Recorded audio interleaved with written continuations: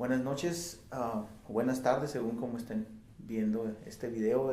Bienvenidos a nuestra tercera entrega, los tópicos que no se hablan en la iglesia o los temas que no se hablan en la iglesia por su servidor Luis Mayorga. En esta ocasión encontramos algo muy que causa mucha pasión y mucha revuelta en el nivel científico, y sobre todo es algo que sí se toca muy continuo en la iglesia, pero la gente o el auditorio que está en lo plano no se da cuenta. Acuérdense que yo le llamo lo plano a lo sencillo, a lo común. Y um, disculpen mi andar, a veces me subo un poquito de nivel o bajo, pero trato de ponerme a ese nivel para poder entender todos con más claridad. El tema se llama los textos bíblicos mal interpretados o peor interpretados. Más científicamente serían las falacias exegéticas. Las falacias entendemos por mentiras de una mala interpretación bíblica. Primero iniciaré por dar algunas observaciones sobre cómo descubrir estos errores, entre comillas, ya que muchos opinan que hay inerrancia en la Biblia, que no hay errores. Y, y ahí hay una gran división. Sería tópico para mucho tiempo. Yo simplemente voy a señalar algunas cuestiones que no cambian el sentido ni la intención teológica que tiene Dios al brindarnos un escrito o tener una escritura de la cual ahora gozamos. Sea como sea, es el texto que tenemos y es lo más fidedigno que se ha podido hacer, a pesar de que ha sufrido diversas traducciones. Ustedes encuentran Biblias de todos tamaños y sabores y con diferentes nombres, así es que todo eso se ha evaluado y creo que se ha hecho un buen trabajo a pesar de todo. Yo empezaré por hacerles la mayor observación, es la de tener cuidado con la sensibilidad de la audiencia, ya que no todos están preparados para escuchar verdades que nos van a dar luz, ¿verdad? No es con la intención de dañar a nadie, porque como les comenté, tienen un fin teológico.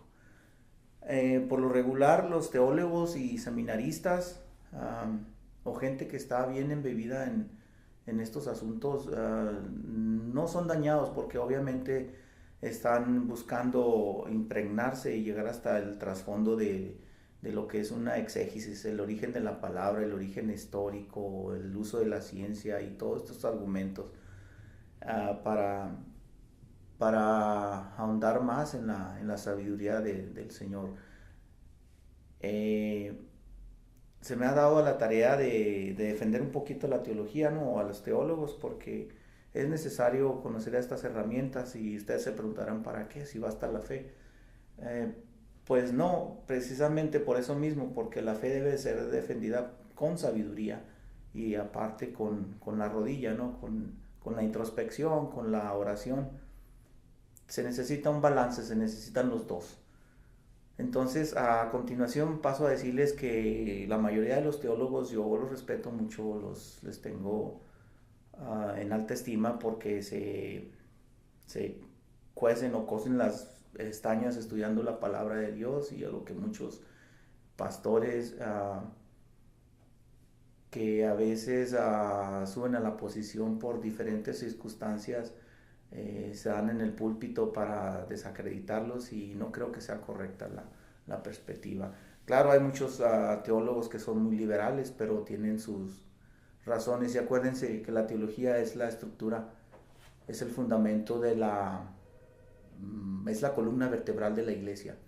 Sin estos teólogos, desde el siglo primero, desde que Cristo dejó la faz de la tierra, son Pablo, son los apóstoles, son todos ellos, y son gente que ya tenía un estudio, ya tenía un caminar, un bagaje, porque ellos ya eran escritores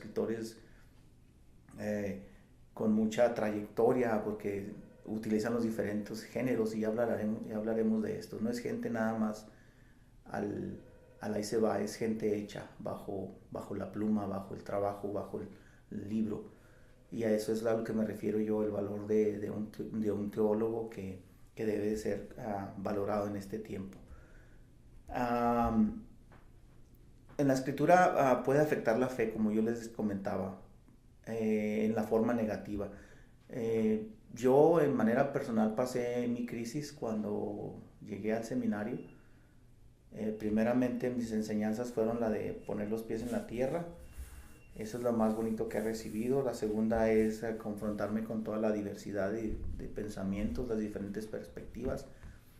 Y la tercera, cuando muchos de los teólogos que no están bien fincados, muchos de ellos tienden a caer o a caer en no en un liberalismo sano, sino un libertinaje. Y el que está bien fincado o el que ha sido tocado y que está en la piedra fundamentado en el Señor Jesús o Yeshua, eh, ahí no hay problema, no va a pasar nada. Va a tener una crisis, pero la vas a ver salir adelante. Fue lo que creo que me pasó a mí. Yo le llamo mi segundo nacimiento, después de haber sido expuesto a tanta ciencia y a tanta teoría. Lo cual me da gusto y creo que me ha llevado a otro nivel. ¿Por qué? Porque tengo la capacidad ahora de poder defender el evangelio contra un gnóstico o contra una persona que es científica, un psicólogo, un doctor, un ingeniero. Entonces Dios nos da diferentes niveles para poder dialogar, entablar un diálogo y tener herramientas, herramientas de ciencia. Fe y ciencia no están peleadas, entonces es una amalgama que debemos entender y defender. Les hablaré pues de que hay dentro de la interpretación de la lectura que nosotros vamos a tomar, hay herramientas que vamos a usar como son las críticas de las fuentes, las críticas de la sociedad, es decir, los autores cuando escriben los evangelios, por ejemplo, Lucas o Pablo, tienen infinidad, una comunidad en la cual vivieron con diferentes problemas, una estructura social bien plantada, había esclavitud, había ya gobernantes, había el honrar al emperador como un dios, o sea, era una cosa casi normal para ellos. Entonces nosotros debemos entender esos contextos, a veces los leemos y no entendemos que la esclavitud no era como la que quizás en el general conocemos, sino que era un estatus casi social, que era intocable, porque si tú lo tocabas entonces entrabas en conflicto con el gobierno o con el poder. Había una masculinidad muy afirmada en el mismo poder. Ya hablaremos de esos tópicos más adelante, del feminismo y la masculinidad, cómo se perpetuaban en esas sociedades. Hay lo que yo llamo, o que lo que llamamos géneros que podemos describir en la Biblia que son incrustaciones o dramas que los mismos autores como Lucas le gustaba hacer eso, ¿no? Y les haré ejemplos claros. Hay variaciones textuales, las variaciones textuales para que ustedes entiendan qué lo vamos a poner lo que son errores gramaticales. Esto es ya a profundidad, cuando nosotros en el seminario estudiamos griego y hebreo, entonces ya sabemos leer el hebreo, el griego y sabemos algo de los dos idiomas, ya te puedes tú dar cuenta de que las variaciones textuales o los errores gramaticales era porque un escriba a lo mejor estaba cansado y sobreponía otras letras o volvía a escribir lo mismo y los textos no se podían borrar, no se podían alterar. O los copistas escribían quizás el mismo texto en otro lado o hacían incrustaciones y todas esas cuestiones técnicas ya han sido observadas. Nosotros ya no tenemos que batallar mucho. Para aquellos que no saben de todo eso, que creen que es un mundo, sí lo es, pero hay herramientas. Yo traje libros aquí, les voy a hablar adelantito para qué sirven y cuáles son, y si ustedes ya ven mi video lo pueden anotar y tener una herramienta bien buena para hacer su trabajo y dar un buen sermón o una buena prédica, ¿verdad? Incluso una buena enseñanza. Había que ver entonces dentro de estos errores al interpretar cuál es la intención del autor, como les digo. ¿Qué nos quiere acuérdense que es un diálogo, una lectura es un diálogo, qué nos quiere transmitir o qué quiere transmitir el que estaba en medio, no el autor que está atrás del texto, sino A la vez la misma cultura nos quiere decir algo, a veces el acto en sí. ¿Qué intención tienen los autores? ¿Cuáles son los errores que nos van a llevar a malinterpretar? Uh, yo puedo decirles que, por ejemplo, yo podría decirles que lo que les expliqué en uno de mis videos ya anteriores, Yeshua, el nombre correcto que llamamos en los hispanoparlantes Jesús, es una transliteración del Jesús del griego. Yeshua es salvación en hebreo. Entonces, si una persona está cerrada a aceptar que yo tengo, que es un error el que está mencionando, me lo puede decir, nada más por el acto de resistirse a esa apertura, me va a decir, no, pues yo no sé, a ti te salvó Yeshua, a mí me salvó Jesús. Y es lo único que yo conozco y es lo único que va a argumentar. Entonces, estamos también abiertos a entender todo ese tipo de normatividad que nos rige. Hay tres tipos de mentiras o falacias que yo he clasificado para ustedes, o errores. Y el primero es exegético. La palabra exegética quiere decir yendo a la profundidad de lo que significan las palabras. Les podría dar un ejemplo, por ejemplo, la palabra sicar o siquem. ¿Se acuerdan dónde leyeron esa parte? ¿Se acuerdan en la Samaritana? Donde Jesús va a Samaria, de Judea a Samaria, y pasa por Sicar. Algunos lo mencionan Sicar, otros Siquem. Entonces, allí ya la cuestión es de ir a la interpretación y ver cuál es el uso correcto, por qué cambió, y ya infringe muchas cosas, pero no cambia en sí el sentido teológico. ¿Me explico? Acuérdense que es con la intención de no dañar. Simplemente estamos aclarando algunas cuestiones. La segunda podrían ser las cuestiones de tipo históricas. Un ejemplo, por ejemplo, si usted va a Israel, gracias a Dios tengo la fortuna de conocer Israel de arriba a abajo. Y cuando usted está en Armageddon o en Jezreel, lo que le llaman Jezreel, y usted sube a la planicie y usted ve todos los campos, usted se pone a imaginar lo que dice Apocalipsis de que va a haber una guerra ahí final, y su mente no da cabida a eso, porque ahí no van a caber los ejércitos del mundo, aunque es un área muy grande. Entonces es una cuestión exegética, futurista, que a lo mejor ya se cumplió, pero a lo mejor se va a cumplir. Entonces nosotros no somos quienes para descubrir los designios de Dios. Ya hablaremos de esto, sino que lo tomamos por fe y ok, está bien. Pero literalmente no puede ser posible. Ahora, ¿cómo explicamos esto para nuestro tiempo? Entonces Jesús siempre fue bien claro y siempre nos dejó con esas interrogantes para que nosotros busquemos. Pero la verdad está en que en su tiempo se dio. ¿Sí? Entonces, se dio una guerra de clases a nivel social y una guerra de élites, y hubo destrucción, y para el pueblo de ese tiempo se acabó el mundo, ¿no? Cuando viene Tito, tumba Jerusalén, lo destruye, y allí fue una catástrofe. Entonces tenemos que ver las dimensiones del contexto, de la época, del tiempo. La otra que voy a señalarles es la teológica, los errores teológicos. Estos son los que más gravedad han causado en el mundo, no solo en mi vida, en el mundo. ¿Sí? La última, esta la voy a tocar primero porque es la más importante para mí. Voy a tocar la primera, la de tipo teológico. La de tipo teológico, por ejemplo, es un error muy grande que se predica domingo a domingo a veces en las diferentes iglesias. Se para un predicador por ahí y empieza a mencionar que en Romanos 10:4, donde se menciona que el telos, que es el griego el fin, o se ha traducido como el fin, el fin de la ley es Cristo o Yeshua, y lo interpretan literalmente, vienen a decir que ya no hay ley, que cuando vino Cristo se terminó la ley. Y esta es una de las falacias más grandes, una de las mentiras y las interpretaciones más grandes, porque a lo que se refiere, si ustedes van a Romanos, había dos tipos de leyes.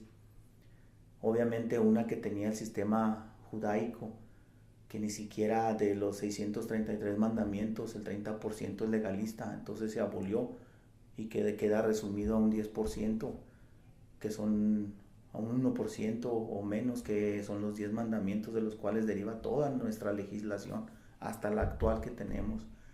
En el libro del Levítico ya se provee todo el welfare, la ayuda a las viudas, y obviamente se pagaba con otra moneda, ¿no? Con comida, con, uh, con proteger. La palabra que se aplicó mal aplicada como fin debería ser en el Textus Receptus, que es el original hebreo, viene otra traducción y puede decir el complemento, es la que mejor queda. Cuando decimos entonces que Cristo es el complemento, quiere decir que Cristo viene con una moral y una ética superior a la que existía. Cristo no es el fin de la ley, él mismo lo dice en Romanos, la ley es santa, justa y buena. Yo vengo a cumplirla, no vengo a derogarla. Claro, era un buen judío. Entonces nosotros, yo he visto hermanos que se paran y con mucho, creo que es sin razón, ¿no? Porque ya no estamos bajo la gracia, porque ya no estamos bajo la ley, perdón, estamos bajo la gracia, y bla, bla, bla, y no es cierto, no es posible. La gracia siempre ha existido, es otro de los tópicos, y la ley, desde que se implantó, desde la Torá, desde antes, ya está vigente. Entonces quiere decir que si no tenemos ley, yo le hago esa pregunta: ¿existe la ley o no existe la ley? Le voy a dar 5 segundos. Si me dijo que no, está equivocado. Si me dijo que sí, creo que es por parte de lo que le estoy comentando, y le voy a decir por qué sí existe la ley. Porque si entonces todos tuviéramos derecho a matar, a adulterar, tenemos derecho no tenemos derecho, pero es permisible, pero no lo respetamos. La ley siempre ha sido fincada para violarla, entonces siempre se ha violado. Hay mentira, hay muerte, hay traición, hay adulterio. Entonces, bajo esas circunstancias, obviamente Dios viene y quita, no la tradición en sí, pero quita un yugo, un peso sobre aquellos que practicaban la ley, que era gravosa en los conceptos que yo les menciono.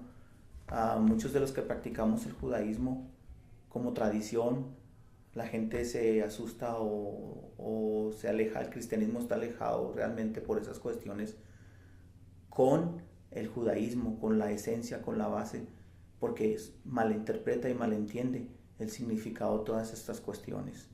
La ley sigue vigente. La ley que es de alta moral, la que Jesús implantó, la que Jesús vino a tumbar el código de Hammurabi, ¿no? Donde tú tenías que ponerla ojo por ojo, diente por diente, y todas esas cuestiones. Él viene y dice: no, simplemente tú me maltratas, yo te doy paz, para contrarrestar toda esa o ir en contracorriente. Y tiene sentido. Si en la psicología usted levanta la voz, se arma un pleito, entonces hay uno que tiene que menguar.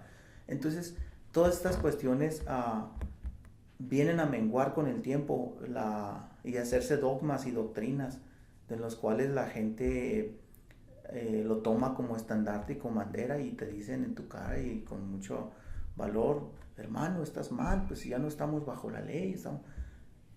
Y entonces ahí a mí me da tristeza, en vez de que me pueda gozar de que el hermano siga creciendo con una doble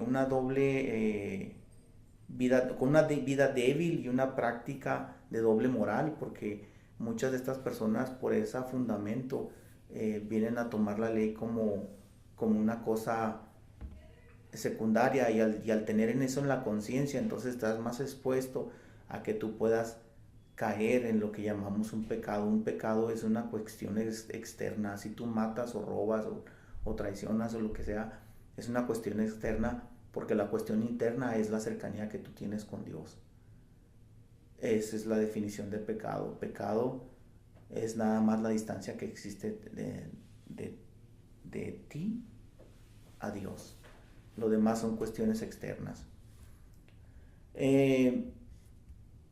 Yendo un poquito más adelante, sobre sobre el mismo fundamento de teología, son las cuestiones que más han dañado, y este tipo de, de interpretaciones tienen que ser vueltas a estudiar, o tienen que ser vueltas a una reevaluación, y estoy abierto a la opinión, al debate, claro, en buena lid, ¿verdad?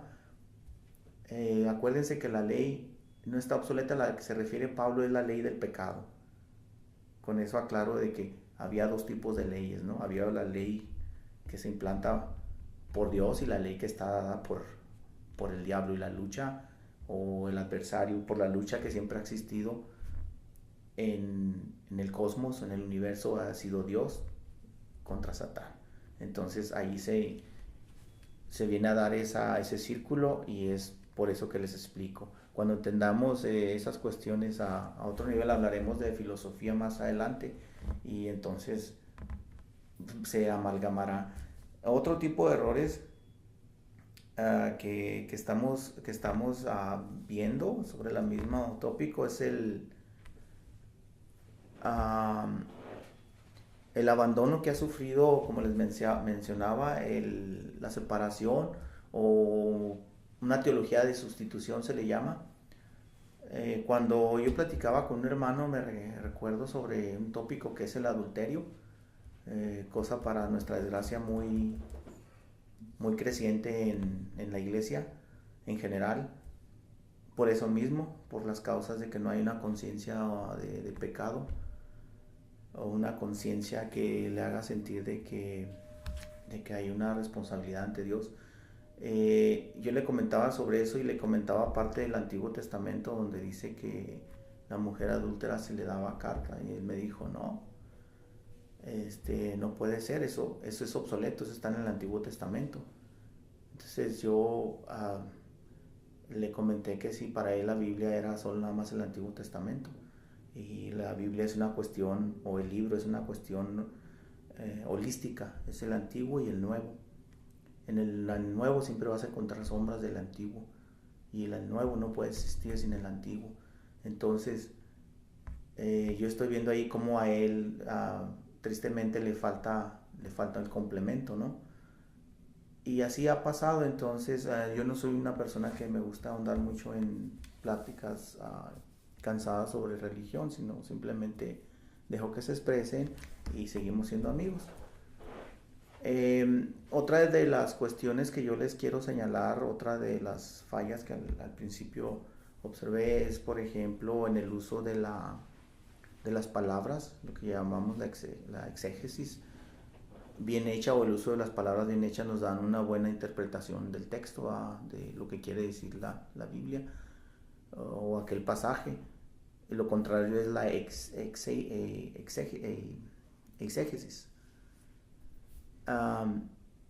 De la exégesis les voy a mencionar otro ejemplo, y este tiene el afán de aquellos predicadores que a veces en el púlpito, no sé si la intención sea un poquito de llevar a un clima a los oyentes, o demostrarles que en realidad sí hay mucha sabiduría, ¿no? Cuando a veces ni por el uso de los idiomas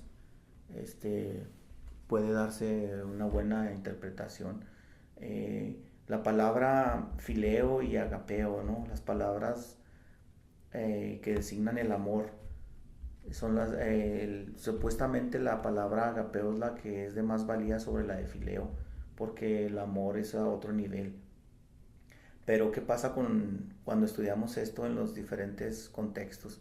¿Se acuerdan en 2 Samuel 13, en la septuagésima, en la traducción de la Septuagésima, o los 70? Ambas definiciones las usan igual para agape, y se refiere a una acción incestuosa.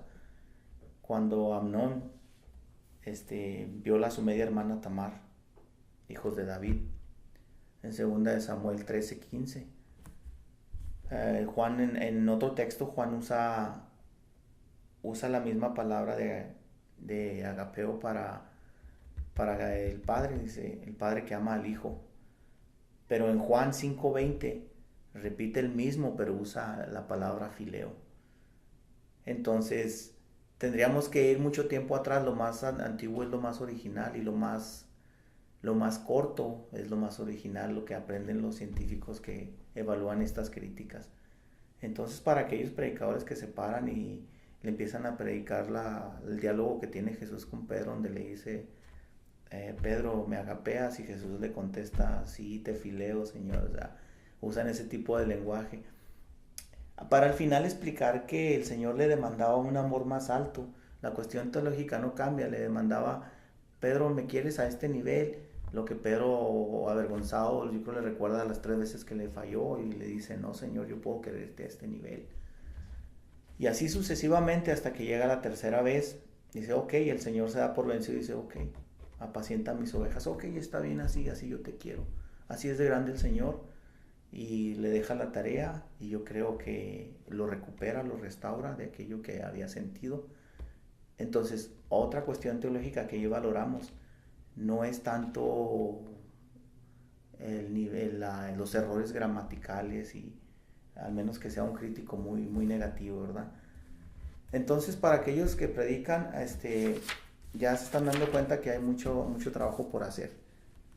Sobre las diferentes incrustaciones, por ejemplo, hay algunas cuestiones técnicas que pueden analizar en los evangelios. Lucas es muy diferente a Juan, ¿no? Lucas era un escritor que a veces incrustaba historias, que a veces se apasionaba por los temas como la pobreza, la riqueza y define en qué tipo de riqueza trae en sus contextos el siempre poner al rico en un grado de migrante, ya que para él muchos incluso se han dado a la tarea de decir que trataba de implantar un sistema socialista, ¿no? Por aquello del Hechos 2:41 al 47, donde todos los hermanos vivían en coinonía y compartían y vendían. Si todos estaban en pobreza, la mayoría, y los ricos no compartían con los pobres. En eso se daban las grandes comidonas, porque el Señor decía, ok, vamos a juntarnos. ¿Por qué? Porque había ricos que tenían y no compartían con los pobres ni el pan. Entonces nosotros lo hemos hecho más sacrosanto, la cuestión de la última cena, y es una de las cuestiones que a mí me gusta en mi tradición. Nosotros compartimos el pan, nos quedamos a comer. O sea, no, creo que eso fomenta la espiritualidad, la hermandad y todo eso, y creo que muchas de las iglesias lo hacen y los felicito por eso.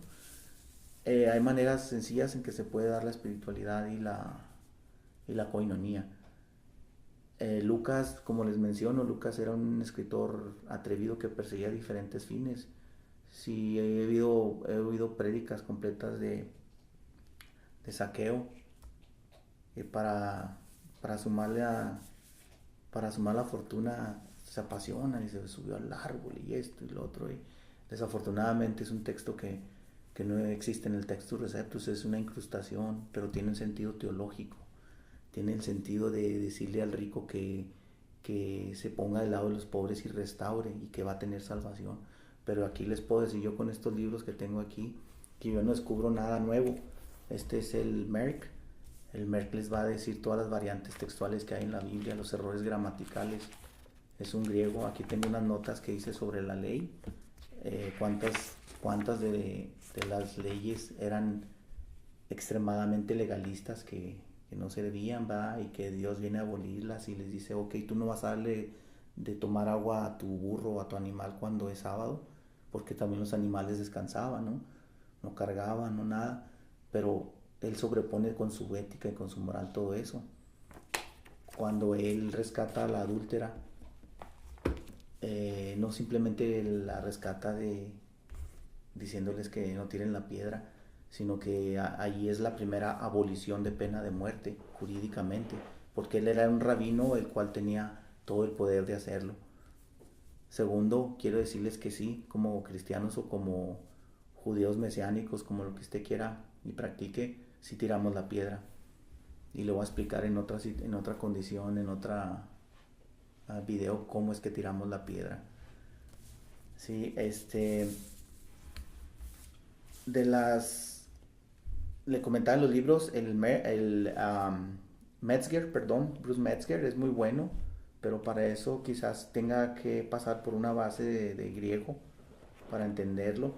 Y usted es muy fácil, aquí usted si quiere saber si un texto de la Biblia existe, usted hable porque hay 600, no, 1500 y tantos papiros que están registrados en las diferentes universidades y en el mundo y son los textos originales. Entonces, este librito se basa en todo eso. Usted ya no batalla. Yo si quiero ver si estaba en el original, yo lo abro aquí, Juan, Pedro, Apocalipsis, y me dice qué errores había. Y me dice si el copista se estaba durmiendo, lo volvió a escribir, y cuántos lo respaldan, cuántos no, si el texto bizantino, el sinaítico, todas esas cuestiones técnicas de los teólogos uh, le dan soporte y le dan validez para opinar. Entonces este es un análisis gramatical del griego. Aquí le dice si estaba en presente, en pasado, tal palabra, ¿no? Si estaba, por ejemplo, le voy a dar un ejemplo en Mateo, en la Gran Comisión, donde dice, id y hacer discípulos. Toda la gente o los que han predicado los últimos años, incluso antes eran tan extremistas que dejaban a sus familias y se iban por el mundo a predicar y los dejaban a las esposas con hijos y todo. Y la verdad es que el mandato no está ahí en el id, sino está en el hacer. Es un imperativo. Entonces, al tamaño de esos errores se han cometido en la historia. Tenemos otros libros aquí como el Torah, el Hetzayim. El Hetzayim es un comentario de la Torah. Está transliterado, usted lo puede leer en inglés o en español. Obviamente tiene el griego ahí, el hebreo, perdón. Es la Torah con comentario. Sí, hay otros comentarios que se ajustan a este, que los tiene incluidos. Sí. Entonces son los mismos comentarios de hebreos. Tenemos libros suplementales como el Nuevo Testamento judío con comentario. Entonces ya lo puede complementar el antiguo con el nuevo, la Torah con el nuevo, y luego sus herramientas aquí.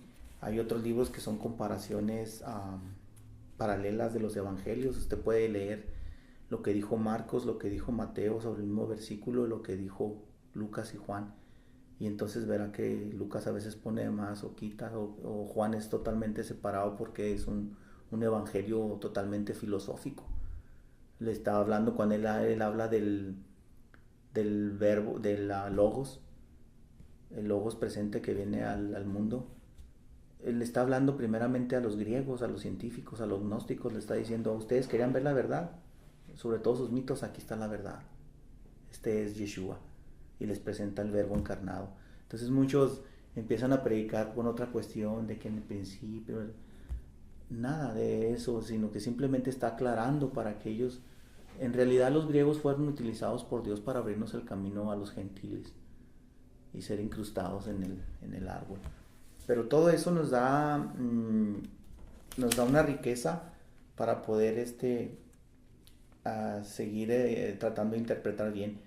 Le quiero decir, por ejemplo, de los apocalipsistas. Es una clase de hermanos que se apasionan por tratar de dilucidar el futuro y de hablar 8 capítulos de la Biblia cada domingo a otro domingo sobre el apocalipsis, tratando de descifrar las copas y esto y lo otro y la sangre y los monstruos. Y quiero decirle que a ese tipo de hermanos se les llama apocalipsistas.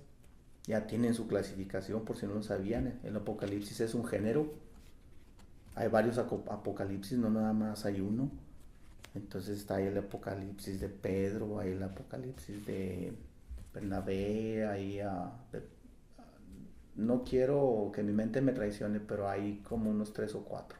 Es un género, había que meter metáforas, había que animar a lo inanimado, había que usar recursos para atraer la atención del lector. Y entonces es una rama, es un género. Obviamente es de mucha creatividad y el corazón de Apocalipsis, por ejemplo, a mí no me interesa tanto el descifrar las cuestiones metafóricas y todo eso, sino que sé que el corazón del libro es la victoria del Cordero, de Cristo, del ungido, del Mesías, y que hay una esperanza en la parusia, en la segunda venida. Que si ya los hermanos Fausto fueron criticados por el rapto, que si es verdad o no es verdad, y que si nos vamos a ir en las nubes o no.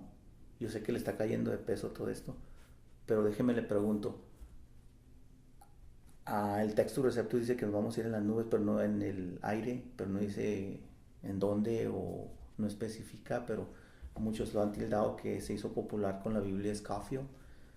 Ahora yo le pregunto, a mí no me interesa cómo me voy a ir. Si el Señor me califica y me voy, con eso es suficiente, ya sea en el aire o en la tierra, porque en otros textos dice que en un blink of the eye, en un cierre de ojos, vamos a ser raptados.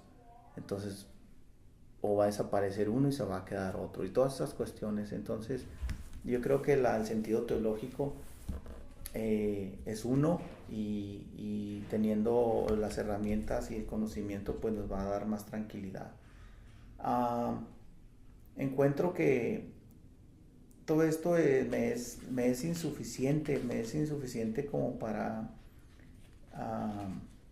a veces parar la incredulidad o la aspereza con que muchos colegiales o muchos científicos atacan el factor divinidad, y entonces es ahí donde nosotros podemos hacer uso de nuestro conocimiento.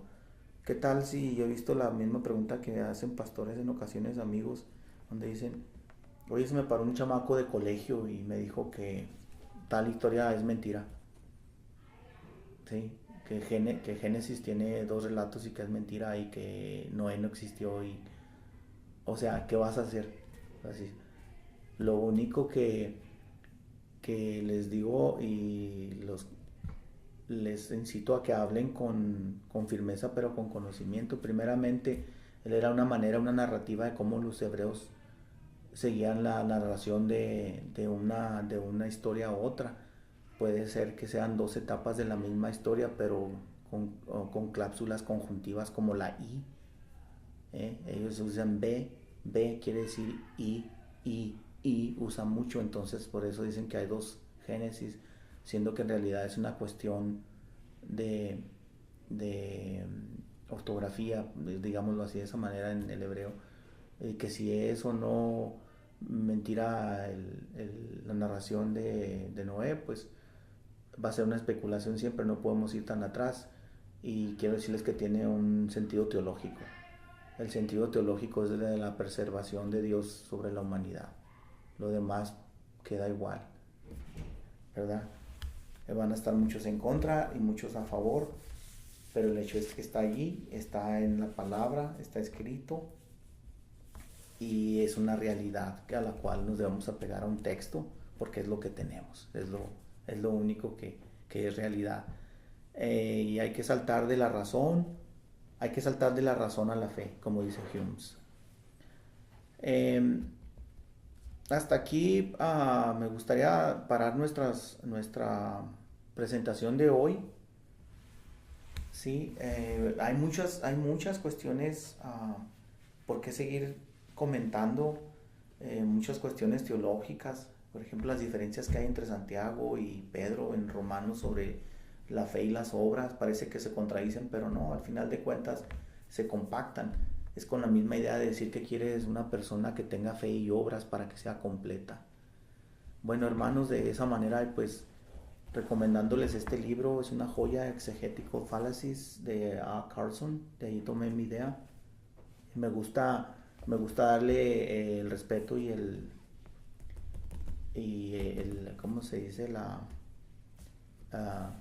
parte que le merece a cada quien, porque a veces no soy muy bueno para mencionarlas o grabarme tanto libro para mencionar las referencias, pero aquí está. La idea surge, siempre somos llevados por alguna otra idea, y hay que darle honor a quien no se merece. Es un libro tremendo y me gustaría recomendárselos. Les agradezco mucho, sigan viendo los videos, pónganle like si quieren, y nos estaremos viendo en la próxima entrega. Su amigo Luis Mayorga.